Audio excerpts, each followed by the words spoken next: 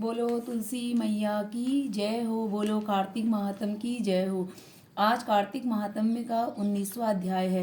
राजा पृथु ने कहा, हे देवर्षि, अब आप यह कहिए कि भगवान विष्णु ने वहां जाकर क्या किया तथा जलंधर की स्त्री का पतिव्रत कैसे भ्रष्ट हुआ। श्री नारद जी ने कहा, जलंधर के नगर में जाकर भगवान विष्णु ने उसकी पतिव्रता स्त्री वृंदा का पतिव्रत भंग करने का विचार किया। वह उसके नगर में एक उद्यान में जाकर ठहर गए और रात में उसे स्वप्न दिया।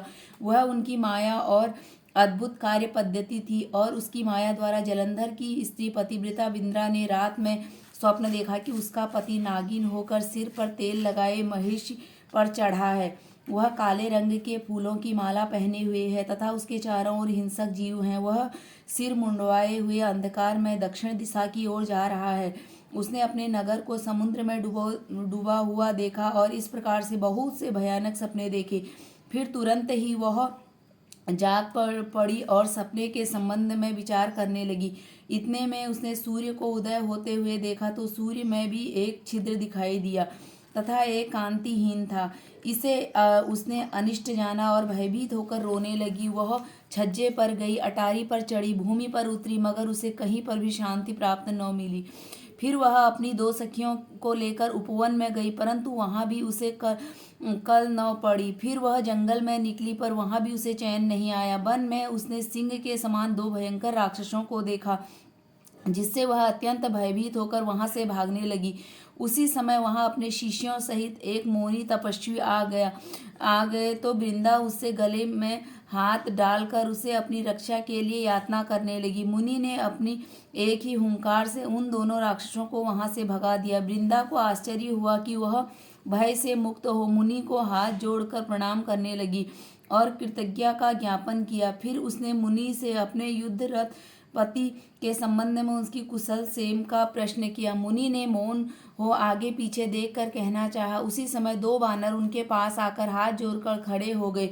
जो ही मुनि ने भ्रकुटी का संकेत किया तो वह उड़कर आकाश में चले गए। फिर जलंधर का सिर व धड़ लेकर मुनि के पास आ गए। तब वृंदा अपने पति को मरा जान मूर्छित होकर धरती पर गिर पड़ी और अनेक प्रकार के वचन कहकर दारुण विलाप करने लगी। पश्चात उसने मुनि से कहा, हे कृपानिधि, आप मेरे पति को जीवित कर दीजिए। पतिव्रता परायण दैत्य पत्नी ऐसा कहकर दुख की श्वासों को छोड़ती हुई मुनि के चरणों में गिर पड़ी। तब मुनीश्वर ने कहा, वह शिवजी द्वारा युद्ध में मारा गया है, अतः वह जीवित नहीं हो सकता, क्योंकि जिसे भगवान शंकर मार देते हैं वह कभी भी जीवित नहीं हो सकता है। परंतु शरणागत की रक्षा सनातन धर्म, अतः कृपा करके मैं इसे जिला देता हूँ। श्री नारद जी कहते हैं, वह मुनि साक्षात विष्णु ही है, जिन्होंने की यह सब माया फैलाई है। वह वृंदा के पति को जीवित करके अंतर ध्यान हो गए।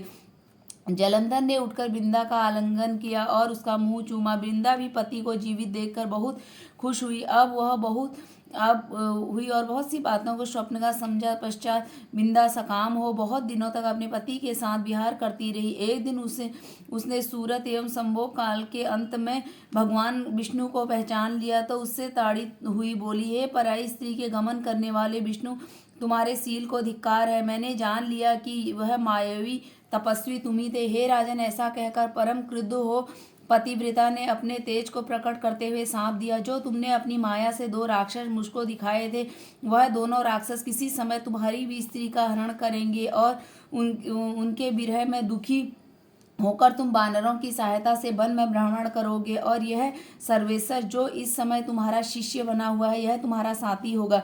ऐसा कहकर पतिव्रता वृंदा भगवान विष्णु के लाख मना करने पर ही अग्नि में प्रवेश कर गई। ब्रह्मा आदि देवता आकाश से उसका प्रवेश देखते रहे। वृंदा के शरीर का तेज श्री पार्वती जी के शरीर में चला गया और आकाश में जय जयकार होने लगी। पतिव्रता धर्म के प्रभाव से वृंदा ने मुक्ति प्राप्त की। तो आज की कथा यहीं पर पूर्ण हुई। बोलो विष्णु भगवान की जय हो। बोलो कार्तिक महात्म की जय हो।